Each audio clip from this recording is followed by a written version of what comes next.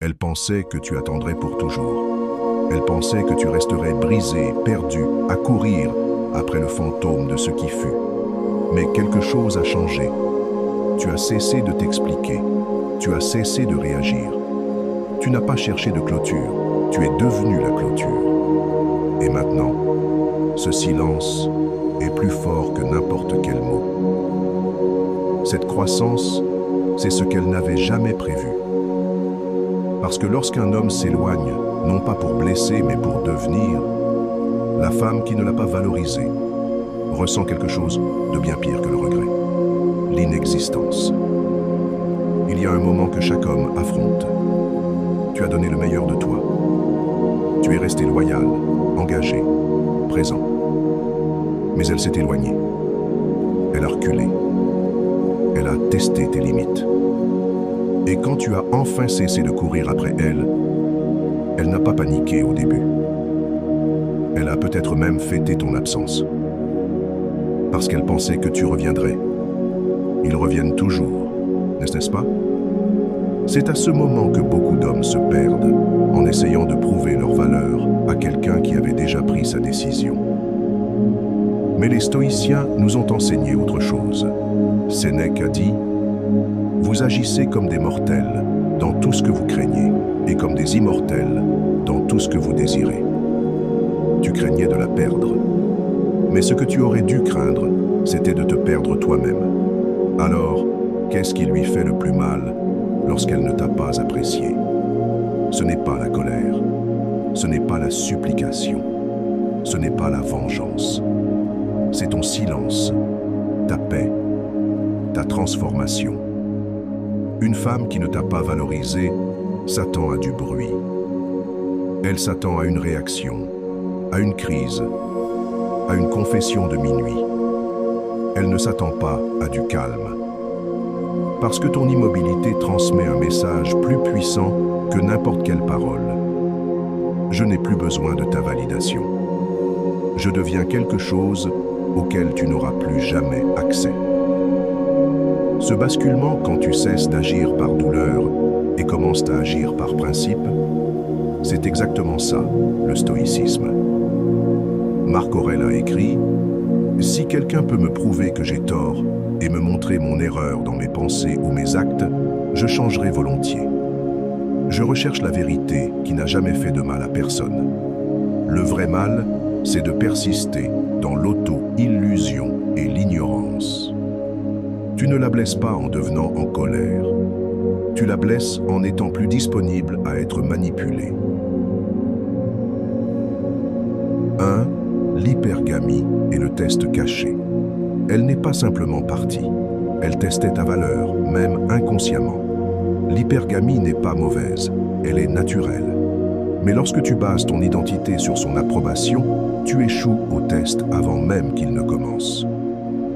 Le stoïcien répond: ne cherche pas à vaincre l'hypergamie. Transcende-la. Sois tellement concentré sur ta croissance, ta mission, ta forteresse intérieure, que son départ ou son retour ne perturbe jamais ton centre. 2. La revanche de Napoléon. Devenir intouchable.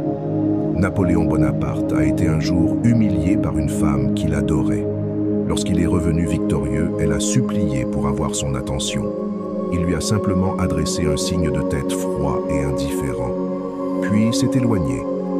Non pas parce qu'il la détestait, mais parce qu'il était devenu quelqu'un que son opinion ne pouvait plus atteindre.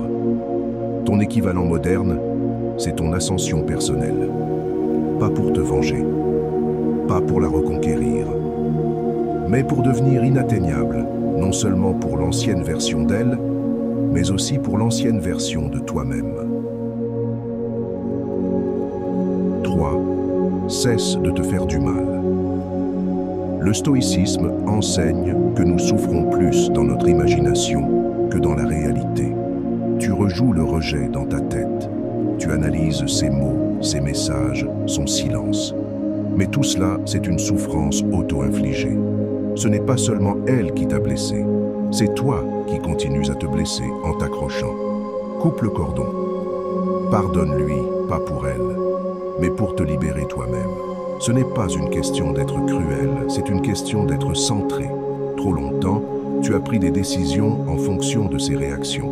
Désormais, tes décisions sont guidées par ce qui te fait grandir, tes séances de sport, ton focus, ta mission, ta paix.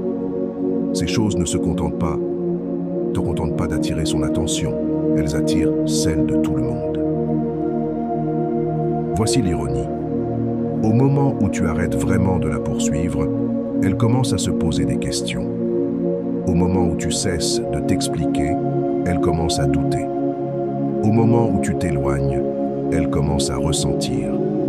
Mais toi, tu n'es plus un personnage secondaire dans son récit. Tu écris désormais le tien. Et le méchant qu'elle pense que tu es, ce n'est que son ego qui réagit à ton absence. Tu ne t'es pas éloigné pour la punir. Tu t'es éloigné parce que tu avais dépassé l'espace dans lequel elle t'avait confiné. Alors, qu'est-ce qui fait le plus mal à une femme quand elle ne t'a pas valorisé? Ce ne sont pas les mots que tu dis, ce ne sont pas les jeux que tu pourrais jouer. C'est celui que tu deviens quand tu n'as plus besoin d'elle. Ta transformation devient sa punition. Ta paix devient son chaos. Ton silence devient ses pensées qui tournent en boucle. Et ton détachement devient son miroir. Le stoïcisme, ce n'est pas seulement rester calme, c'est devenir puissant dans l'immobilité. Tu ne cours plus après, tu n'expliques plus, tu évolues. Et au moment où elle réalise ce qu'elle a perdu, tu es déjà bien trop loin.